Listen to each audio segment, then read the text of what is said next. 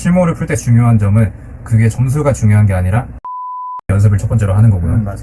그게 훨씬 중요해요. 다시 푸는 것보다. 후반기 국어 인강 실무 공부법 같은 거 알려주실 수 있나요? 뭐 항상 라이브 켤 때마다 하는 얘기긴 하지만 국어는 결국에 적은 양의 지문이라도 매일 꾸준히 진짜 2개월도 괜찮고 매일 꾸준히 시간을 많이 들여가지고 그 2지문이라도 머릿속에 완전 제대로 넣는 게 중요하다는 게 제 의견이고요. 이제 3등급이고 화작 응시하신다고 하셨는데 일단 문법을 안 보니까 그 엄매를 안 하니까 사전 지식은 그나마 덜 필요한 거네요. 그치.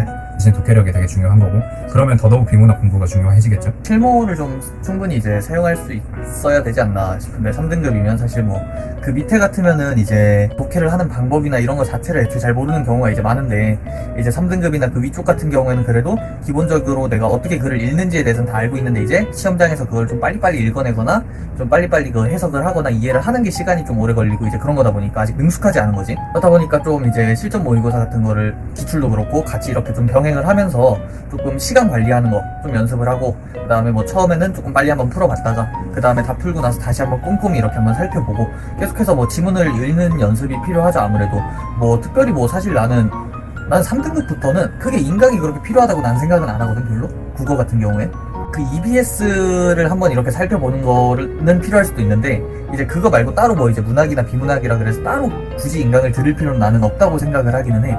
뭐 개인이 뭐 필요한 게 있으면 당연히 찾아서 들을 수는 있지만 일반적으로는 지금 근데 실무를 이감을 풀어보시는 거에 조금 어렵다 하시네.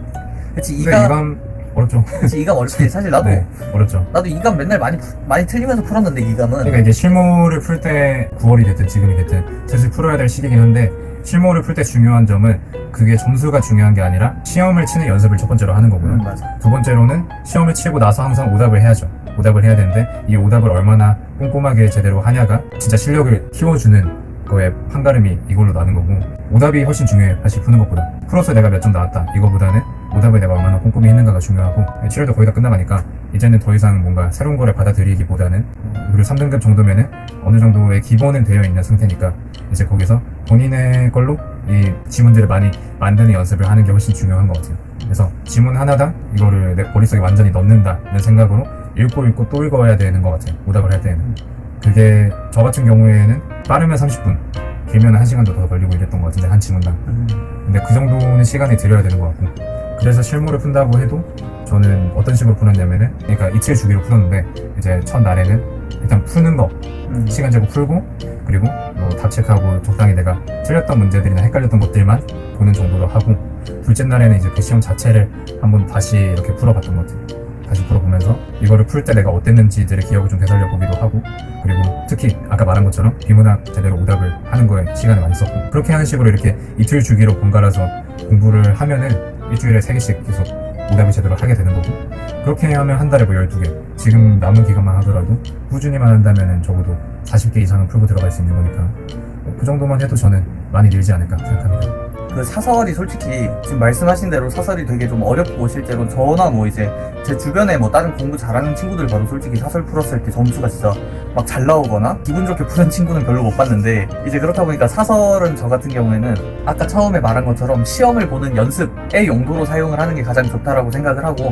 뭐 물론 그 뒤에 당연히 뭐 이제 복습을 하고 이런 것도 당연히 해야 되고 사설에 그러니까 크게 의미를 안 뒀으면 좋겠어요. 이제 사설이라는 거는 내가 일단 기본적으로 이 시험을 보는 연습을 하는 거에 좀 초점이 맞춰져 있는 시험이기 때문에 애초에 실무라는 것 자체가 그렇다 보니까 뭐 거기가 어렵다 그래도 그냥 내가 이렇게 조금 이렇게 연습을 해봐야 그래도 좀 시험 때 좀 편하게 볼 수 있겠다 아니면 뭐 시간 관리를 좀 편하게 할 수 있겠다 이런 생각으로 그냥 조금 이렇게 참으면서 그런 마인드로 좀 공부를 하는 게 좋을 것 같아요. 실무 같은 경우에는. 근데 실제로 저 같은 경우에도 저도 막 점수도 막 잘 안 나오고 이제 시간 관리도 좀 어렵고 하다 보니까 저도 되게 스트레스라고 해야 되나? 좀 그런 거를 많이 느끼기는 했는데 실제로 이렇게 사설을 좀 많이 풀다 보니까 시간 관리에 좀 초점을 두고 이렇게 풀다 보니까 나중에 모의고사 같은 거 볼 때 시간 관리 같은 게 확실히 좀 편해지는 것 같긴 하더라고요. 그렇다 보니까 네 이런 부분에 좀 초점을 맞추는 것도 좋을 것 같습니다. 제가 봤을 때. 실전 경험을 쌓는 거지. 그쵸.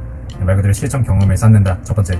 두 번째는 이걸 오답을 제대로 해서 내 걸로 만든다. 이 두 가지만 잘 지켜진다면은 충분히 수능 때까지 지속 가능한 공부 방법이 아닐까 생각합니다.